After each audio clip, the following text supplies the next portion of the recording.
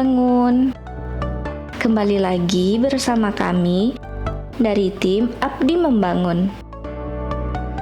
Pada video sebelumnya, kita sudah membangun struktur rumah tinggal di Meruya berupa pondasi, slope, kolom basement, dan plat lantai basement. Kemudian juga plat lantai 1 dan baloknya, tangga basement, kolom utama lantai 1, plat lantai 2 dan baloknya, serta tangga lantai 1. Nah, sekarang kita lanjut ke pekerjaan cor kolom lantai 2 sampai cor plat lantai 3. Yuk, simak terus video berikut ini. Setelah lantai pertama dan plat lantai kedua selesai, struktur rangka untuk lantai ketiga mulai dibangun. Berikut adalah tahapan dalam proses pembuatan struktur cor plat lantai 3. Penyambungan kolom utama lantai 2 dengan kolom utama lantai 1, yaitu pemasangan tulangan untuk kolom utama dengan proses penyambungan atau stek besi kolom utama menggunakan jenis sambungan lewatan. Kemudian dilanjutkan pemasangan beton decking agar papan backisting tidak menempel dengan besi tulangan.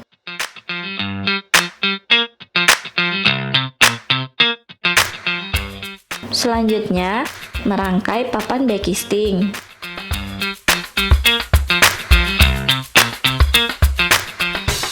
Sebelum papan backisting dipasang, olesi papan dengan oli bekas terlebih dahulu, agar pada saat pelepasan backisting nanti, beton tidak menempel pada backisting yang menyebabkan kualitas backisting tidak sempurna.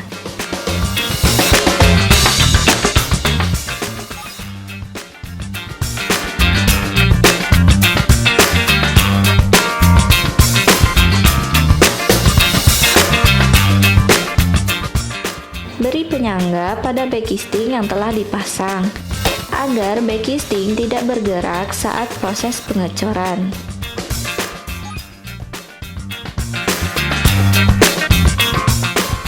Setelah itu, backisting yang sudah dipasang diikat menggunakan besi losi. Besi losi berfungsi sebagai pengikat atau pengait backisting saat proses pengecoran. Penggunaan losi sangat efektif dan lebih praktis dalam menghemat waktu dan biaya karena losi dapat digunakan berkali-kali.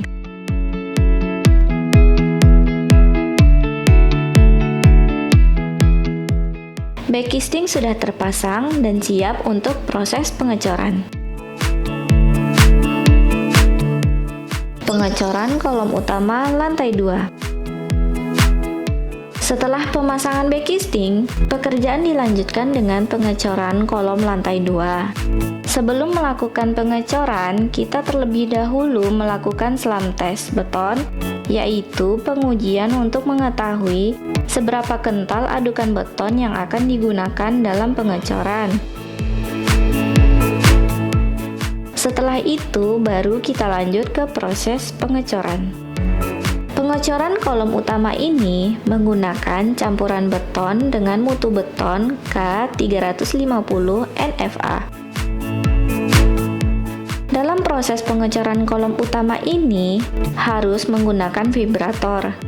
Vibrator berfungsi memadatkan adonan beton yang dimasukkan ke dalam backisting.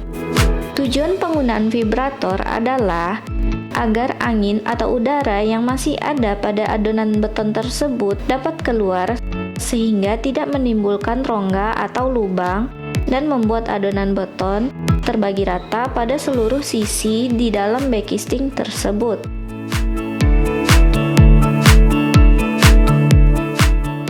Setelah 3 hari, backisting bisa dilepas dan untuk selanjutnya melakukan treatment pada beton.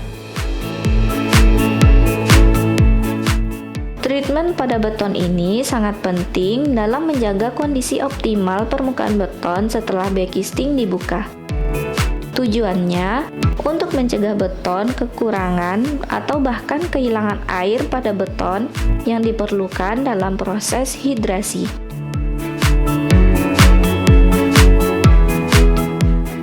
Persiapan sebelum pengecoran plat lantai 3, yaitu pastikan kolom pada lantai 2 sudah selesai dan dalam kondisi baik.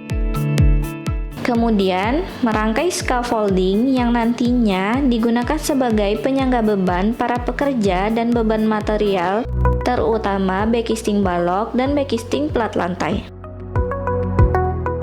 Backisting balok memiliki sisi samping dan sisi bawah. Untuk sisi bawah backisting balok disebut bodeman atau taipan dalam istilah proyek, yaitu backisting balok sisi bawah atau alas.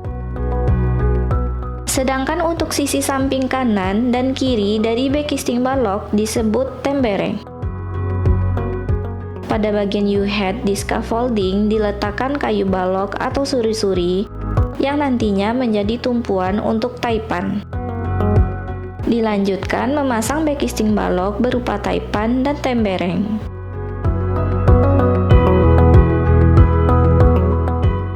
Kemudian pekerjaan dilanjutkan dengan memasang backisting plat lantai 3. Backisting diolesi dengan oli bekas agar saat pelepasan backisting nanti menjadi mudah. Berikut ini adalah pemasangan backisting untuk tangga beton bagian belakang sebagai penghubung antara lantai 2 dan lantai 3.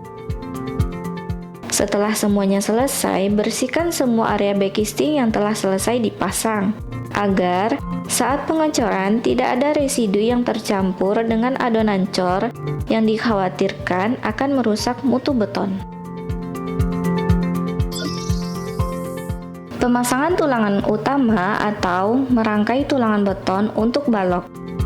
Ukuran balok pada struktur bangunan ini yaitu dengan lebar 20 cm dan tingginya 50 cm dengan menggunakan besi ulir ukuran 13 mm dan 16 mm full dengan cincin besi polos atau sengkang ukuran 10 mm berjarak 12 cm.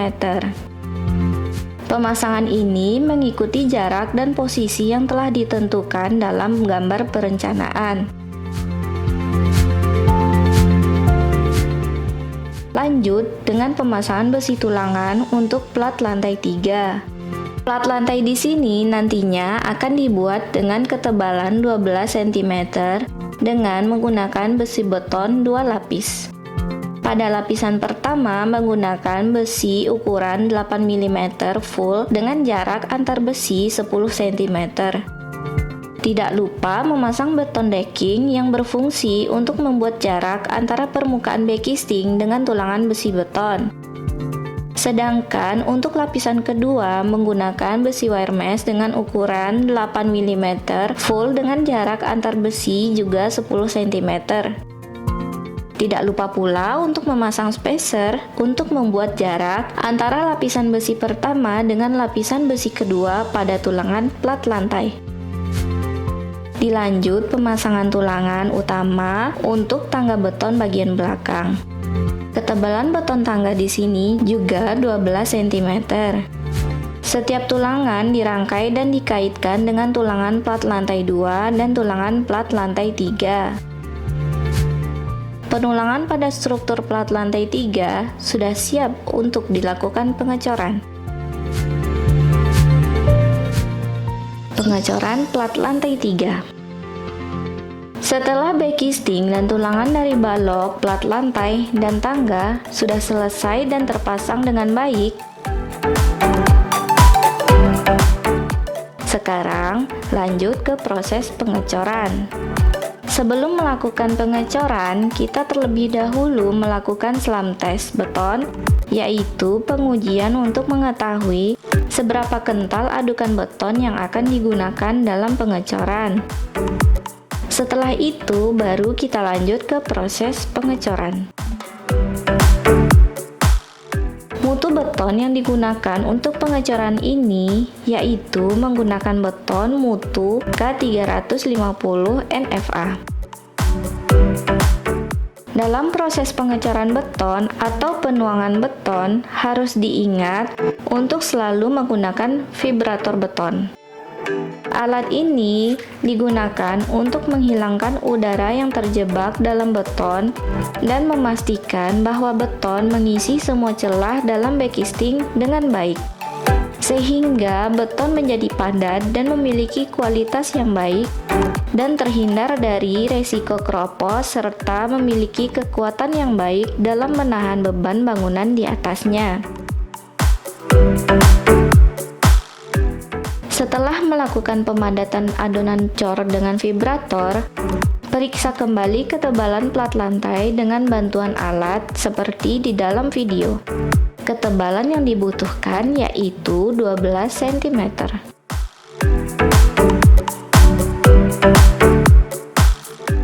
Selanjutnya, ratakan permukaan beton menggunakan alat trowel untuk mendapatkan permukaan yang rata dan halus. Penggunaan trowel dinilai efektif karena mampu meratakan permukaan beton dengan jangkauan yang lebih besar dibandingkan dengan perataan manual. Namun, untuk sisi yang tidak terjangkau oleh trowel, dilakukan perataan secara manual.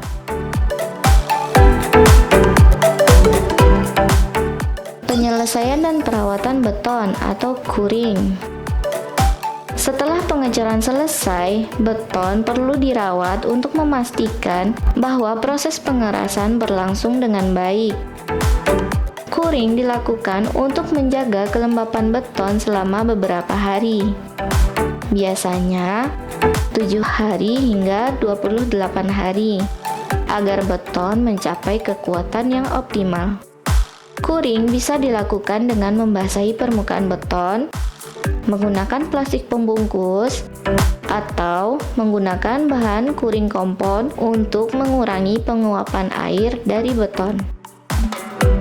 Pastikan selama proses curing, beton tetap lembab dan tidak cepat mengering karena bisa menyebabkan beton retak.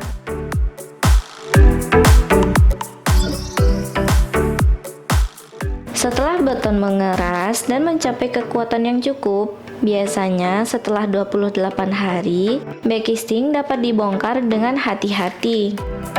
Pembongkaran harus dilakukan secara bertahap agar tidak merusak permukaan beton yang telah dicor.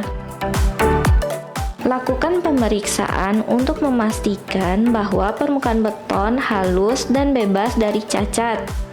Jika ada cacat, biasanya akan diperbaiki dengan menggunakan bahan pengisi atau metode perbaikan beton. Proses pengecoran balok dan plat lantai 3 sudah selesai dilakukan. Secara keseluruhan, pembuatan struktur cor plat lantai 3 membutuhkan koordinasi yang baik antara pekerja dan perencana struktural untuk memastikan hasil yang kokoh dan aman. Terima kasih sudah menonton video ini, semoga bermanfaat.